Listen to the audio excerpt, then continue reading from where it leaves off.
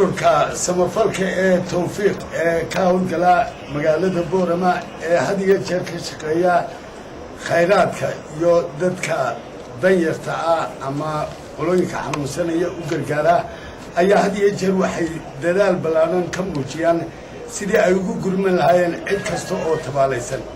waxaa halkan agteena jooga Daawud oo muddaba ka xanuunsanayay dhinaca waxaa ururka tawfiiq ee dhinaca samafalka u qaabilsan oo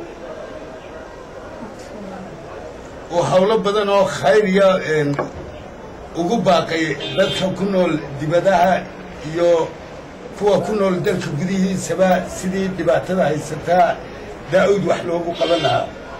ururka samafalka ee dhinaca u gargaaridda iyo wax u qabashada dadka tabaalaysan oo ay ka mid tahay Hinda Atoosh ayaan hindaan ku wareejinayaa bal iyadana si ay uga hadasho arrimaha.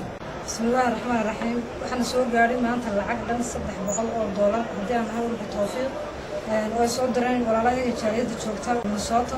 $300 waxaa u soo direen Daawud oo horeba shaashadaha uga aragteen. Daawud saday nin sheego cad baa laga qaaday, cadkina Nairobi baa la geeyey.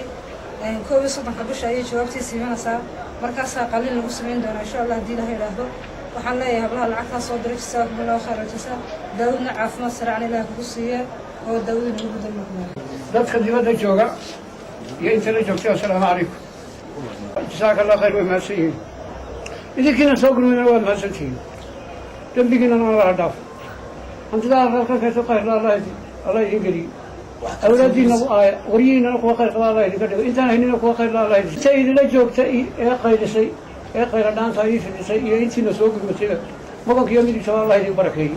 intaa kadib walaalahayga mid dibadda joogo walaalkiisina afrikiya faraxsanahay hablaha walaalahaya ee Minnesota degan ee aad ka firfircoon ee ka fikiraya dadkooda inay wax u qabtaan kooga tabaalaysan kooga maadarata hadday taakurayn cilmi ay tahay oo ardayda jaamacadda camud digata hablaha qurba joogun baa qaarkood ka soo bixiya dadka dhibaataysan aad arkayso oday Daawud iyaga runtii deeqdii ugu horeysan maaha inta ay soo mariyeen tawfiiq ciidaas ka badan tahay Daawud maadarta ku soo caawiyeen waxaan runtii aan Ilaahay naga rajinay Ilaahay miisaankiisa xasanaadka in Ilaahay nagu daro ودكينا إلهي نروح حفتيو نفينا إلهي كل حفتيو دور غربية توكتين إلهي نروح خيني إلى عليو وضياش إنه إلى عليو إلهي إنه آخري الدنيا إلهي نقول معايو وضيع مسكين كا إذا كيسين ضيعتها حنون كا إذا كيسين ممكن حنين كبدان لو كنت عاي إلهي سجن هالشافيو إلهي نجنا